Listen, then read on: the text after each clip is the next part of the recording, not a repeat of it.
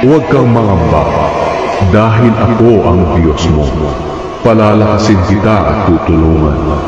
Iingatan kita sa pamamagitan ng aking kapangyarihan, na siya rin makapagliligtas sa iyo. Ang lahat ng nagagalit sa iyo ay tiyak na mapapahiya at malilito.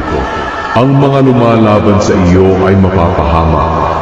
At kahit hanapin mo ang iyong mga kaaway, hindi mo na sila makikita. Silang mga kumakalaban sa iyo ay magiging walang kabuluhan. Sapagkat ako ang Panginoon na iyong Diyos. Ako ang nagpapalakas sa iyo at nagsasabing huwag kang matatakot dahil tutulungan kita.